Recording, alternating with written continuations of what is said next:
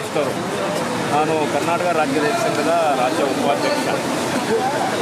ನಮ್ಮ ಭಾಗದಲ್ಲಿ ಪಶ್ಚಿಮ ಘಟ್ಟಗಳು ಗೊತ್ತಿದೆ ನಿಮಗೆ. ಪರಿಸರದ ವಿಚಾರದಲ್ಲಿ ಭಾಳ ಪ್ರಮುಖವಾದಂಥ ಪ್ರದೇಶ. ಆ ಪ್ರದೇಶದಲ್ಲಿ ಸುಮಾರು ಒಂದು 10 ನದಿಗಳು ಹುಟ್ಟಿ ಹರಿದು ಹೋಗ್ತವೆ. ಕೆಲವು ಬಂಗಾಳ ಕೊಲ್ಲಿಗೆ ಸೇರ್ತವೆ, ಕೆಲವು ಅರಬ್ಬಿ ಸಮುದ್ರ. ಹಾಗೆ ಶರಾವತಿ ಅದರ ಉಪನದಿಗಳು ಎಲ್ಲ ಭಾಳ ಅಗತ್ಯ ನೀರಾವರಿ ರೈತರಿಗೆ ಮತ್ತು ಎಲ್ಲರಿಗೂ ಕೂಡ ಅದು ಭಾಳ ಮುಖ್ಯವಾದಂಥ ನದಿಗಳು. ತುಂಗಭದ್ರಾ, ಶರಾವತಿ ಇವೆಲ್ಲವೂ ಕೂಡ. ತುಂಗಭದ್ರಾ ಹುಟ್ಟಿ ಈ ಕಡೆ ಬಯಲುಸೀಮೆ ಕಡೆ ಹರಿತವೆ. ಈ ಕಡೆ ಶರಾವತಿ ತೀರ್ಥಹಳ್ಳಿಯಲ್ಲಿ ಹುಟ್ಟಿ ಅದು ಅರಬ್ಬಿ ಸಮುದ್ರ ಸೇರುತ್ತೆ. ಬಟ್ ಶರಾವತಿ ನದಿಗೆ ಸುಮಾರು 1944 ಒಂದು ಡ್ಯಾಮ್ ಕಟ್ಟಿ ಅಲ್ಲಿ ಜನರೇಟಿಂಗ್ ಹೌಸ್ ಮಾಡ್ತಾರೆ. ಸುಮಾರೊಂದು ಈಗ 60-70 ವರ್ಷ 3 ತಲೆಮಾರು ಕಳೆದಿದೆ. ಅದರ ನಂತರ ಲಿಂಗನಮಕ್ಕಿ ಡ್ಯಾಮ್ ಕಟ್ತಾರೆ. ಅದೇ ಶರಾವತಿ ನದಿಗೆ ಲಿಂಗನಮಕ್ಕಿ ಹತ್ತಿರ ಡ್ಯಾಮ್ ಕಟ್ತಾರೆ. ಈ ನಾಡಿಗೆ ಬೆಳಕು ಕೊಡೋದಕ್ಕಾಗಿ ಸುಮಾರು ಒಂದು 20,000ಕ್ಕಿಂತ ಜಾಸ್ತಿ ಫ್ಯಾಮಿಲಿಗಳು, ರೈತ ಫ್ಯಾಮಿಲಿಗಳು ಅಲ್ಲಿ ಜಮೀನು ಕಳ್ಕೊಂಡು, ಆಸ್ತಿ ಕಳ್ಕೊಂಡು, ಅವರ ಬದುಕನ್ನು ಕಳ್ಕೊಂಡಿದ್ದಾರೆ. ಇಲ್ಲಿ ಬೆಳಕನ್ನು ಕೊಡೋದಕ್ಕೋಸ್ಕರ ಅವರ ತ್ಯಾಗಕ್ಕೆ ಅವರಿಗೆ ಪರ್ಯಾಯವಾಗಿ ಪುನರ್ವಸತಿ ಮಾಡಿಲ್ಲ. ಇಲ್ಲಿವರೆಗೂ ಹೋರಾಟಗಳನ್ನು ನಡೆಸ್ತಲೇ ಬಂದಿದ್ದಾರೆ ನಮ್ಮ ರೈತರು. ನಾವು ಕೂಡ ರಾಜ್ಯ ಸರ್ಕಾರದ ಗಮನ ತಂದ್ವಿ, ಕೇಂದ್ರ ಸರ್ಕಾರ ಗಮನ ತಂದ್ವಿ. ಬಟ್ ಈವರೆಗೂ ಕೂಡ ಸ್ಪಷ್ಟವಾದಂಥ ಅವರಿಗೆ ಪುನರ್ವಸತಿ ಆಗಲಿ ಪರಿಹಾರ ಆಗಲಿ ಕೊಟ್ಟಿಲ್ಲ. ಸುಮಾರೊಂದು ಹಿಂದಿನ ಸರ್ಕಾರ ಅದು ಆ ಟೈಮಲ್ಲಿ ಕೂಡ ಭಾಳ ಹೋರಾಟ ಮಾಡಿದ್ವಿ ರೈತರೆಲ್ಲ.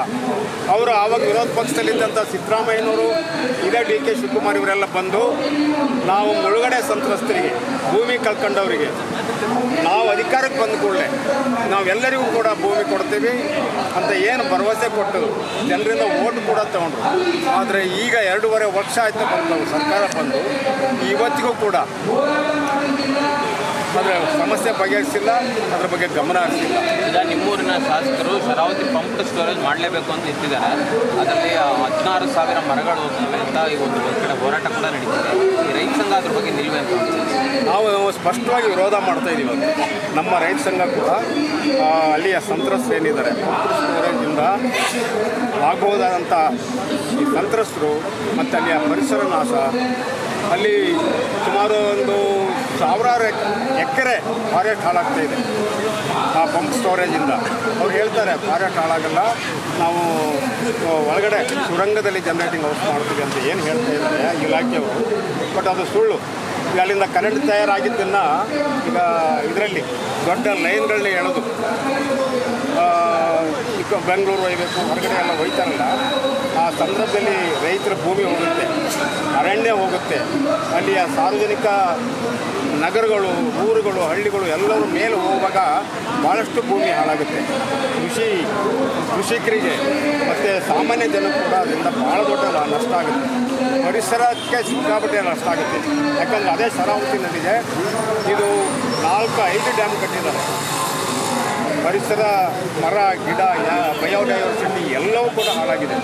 ಮತ್ತೆ ಆ ಶರಾವತಿ ನದಿಗೆ ಈ ಥರದ ಯೋಜನೆಗಳನ್ನ ತಂದು ಅಲ್ಲಿ ಅವ್ಯಾಹತವಾಗಿ ಒಂದು ರೀತಿಯಿಂದ ಅತ್ಯಾಚಾರ, ಪ್ರಕೃತಿ ಮೇಲೆ ಅತ್ಯಾಚಾರ ನಡೆಸ್ತಾ ಇದ್ದಾರೆ. ಕೇಂದ್ರ ಸರ್ಕಾರನೂ ಅಷ್ಟೇ, ರಾಜ್ಯ ಸರ್ಕಾರನೂ ಅಷ್ಟೇ. ಹಾಗಾಗಿ ಇದ್ರ ಬಗ್ಗೆ ನಾವು ಖಡಾಖಂಡಿತವಾಗಿ ವಿರೋಧ ಮಾಡ್ತಾಯಿದ್ದೀವಿ. ನಮ್ಮ ರಾಜ್ಯ ರೈತ ಸಂಘದ ಎಲ್ಲರೂ ಕೂಡ ಆ ಹೋರಾಟದ ಜೊತೆಗಿದ್ದೀವಿ. ಸರ್ಕಾರವನ್ನು ನಾವು ಬಗ್ಸ್ತೀವಿ ಅಂತ ಹೇಳ್ತಾ ಇದ್ದೀವಿ.